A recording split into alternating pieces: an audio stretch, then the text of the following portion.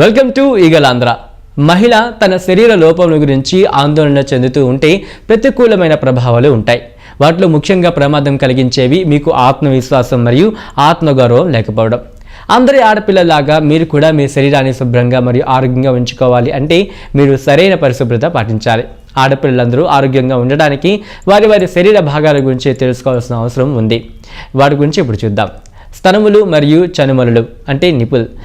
వాళ్ళ శరీర భాగంలో ఆడవారి శరీర భాగంలో ప్రతి 2 భాగాలకి ఒకే లక్షణాలు ఉంటాయి అని అనుకుంటారు. కానీ స్తనముల విషయంలో అది నిజం కాదు.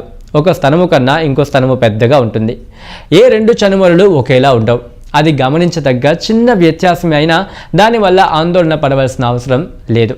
అప్పుడప్పుడు కొంతమందికి అదనపు చనుమొన లేదా 3వ చనుమొన కూడా ఉంటుంది. అది అసాధారణం కాదు. 2% మహిళలకి అదనపు చనుమల లేదా 3వ చనుమొన ఉంటుంది. ఆడపిల్లల్లో కన్నా మగవారిలో 3వ చనుమొన ఏర్పడడం ఎక్కువ. చాలామంది గట్టిగా లేదా నిటారుగా ఉన్న చనుమొనల గురించి దురభిప్రాయం ఉంది. ప్రజలు సహజంగా ఆడవారిలో లైంగిక ప్రేరేపణ వల్ల చనుమొనలు గట్టిగా లేదా నిటారుగా అవుతాయని అనుకుంటారు. చల్లగా అనిపించినప్పుడు లేదా బట్టలు చనుమలకి తగులుతూ ఉన్నప్పుడు లేదా గూస్ బంప్స్ వచ్చినప్పుడు ఇలా రకరకాల కారణాల వల్ల కూడా చనుమలలు గట్టిగా పడుతుంటాయి. 1 లేదా 2 గర్భాశయములు ఆడవారి శరీరం గురించి మరొక ఆసక్తికరమైన విషయం ఏంటంటే కొంతమంది ఆడవారికి 2 గర్భాశయములు, 2 సర్విక్స్లు, 2 యోనులు ఉంటాయి. ఇలాంటివి మహిళలు మొదట్లో అంత సులభంగా తెలుసుకోలేకపోవచ్చు. కానీ ఒకవేళ అసహజ ఋతుక్రమం మరియు బ్లీడింగ్ ఎక్కువగా ఉంటే అది ఒక సూచన.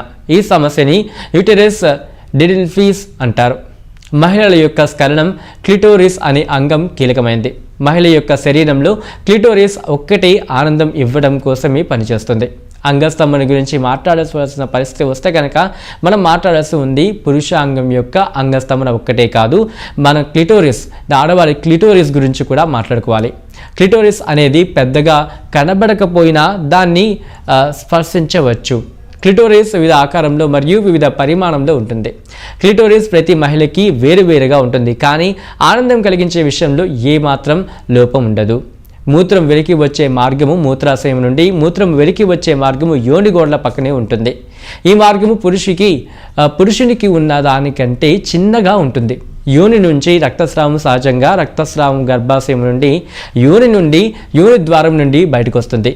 ఒక చిన్న అద్దం పెట్టుకొని ఏ బిడియం లేకుండా సౌకర్యవంతంగా మీ చేతి వేళ్లతో అన్వేషించండి.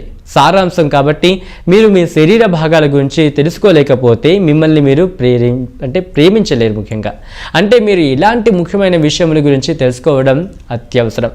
మన కళ్ళు గురించి, ముక్కు గురించి, పెదవుల గురించి మాట్లాడుతున్నప్పుడు ఎందుకు మహిళా సంబంధిత సున్నితమైన భాగాల గురించి మాట్లాడకూడదు? మనం వీటి గురించి ఎంత తెలుసుకుంటే అంత మంచిది మరియు మనం ఆనందంగా ఉండడానికి సహాయపడుతుంది.